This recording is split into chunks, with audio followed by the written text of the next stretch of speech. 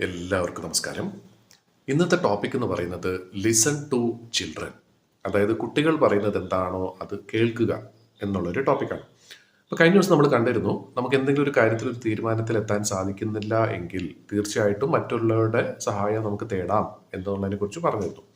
അപ്പോൾ മറ്റുള്ളവരുടെ സഹായം എന്ന് പറയുമ്പോഴത്തേക്കും സ്വാഭാവികമായിട്ട് നമ്മളെല്ലാവരും ചിന്തിക്കുന്നത് നമ്മളെക്കാളും മുതിർന്നവർ, നമ്മളെക്കാളും ജീവിതത്തിൽ കൂടുതൽ അനുഭവമുള്ളവർ, അവരുടെ സഹായം നമുക്ക് തേടാം എന്നുള്ളതായിരിക്കും കൂടുതൽ നമ്മൾ ചിന്തിക്കുക.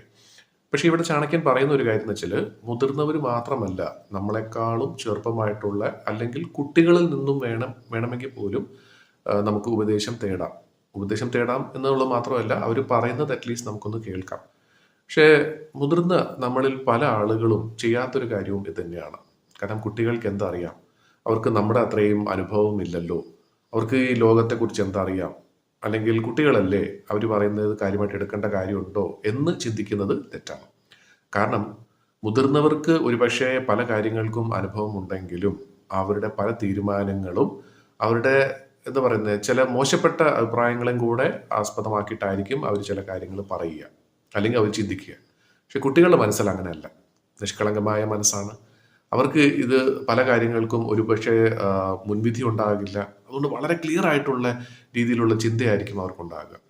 അപ്പം ശരിക്കും പറഞ്ഞാൽ കുട്ടികൾ പറയുന്നത് കേൾക്കുക എന്നുള്ളത് മാത്രമല്ല, കുട്ടികളെ പോലെ ചിന്തിക്കാനും തീർച്ചയായിട്ടും ഏത് പ്രായത്തിലും നമുക്ക് സാധിക്കണം. അത് വളരെ അത്യാവശ്യമുള്ളൊരു കാര്യമാണ്.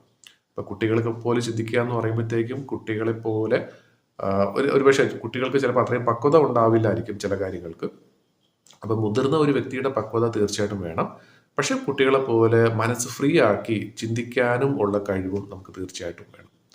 അപ്പം പുതിയ തലമുറയ്ക്ക് അല്ലെങ്കിൽ വരും തലമുറയ്ക്ക് വേണ്ടിയിട്ട് നമുക്ക് എന്തെങ്കിലും വാർത്തെടുക്കണം എന്നുണ്ടെങ്കിൽ തീർച്ചയായിട്ടും ഇപ്പോഴത്തെ തലമുറ അല്ലെങ്കിൽ ആ ചെറുപ്പമായിട്ടുള്ള ആ വ്യക്തികൾക്ക് പറയാനുള്ളത് എന്താണ് എന്നുള്ളത് വ്യക്തമായി കേട്ട് മനസ്സിലാക്കിയാൽ മാത്രമേ നമുക്ക് എന്തെങ്കിലും വ്യത്യസ്തമായിട്ടുള്ള കാര്യങ്ങൾ ഭാവി തലമുറയ്ക്ക് വേണ്ടി വാർത്തെടുക്കാനായിട്ട് സാധിക്കൂ.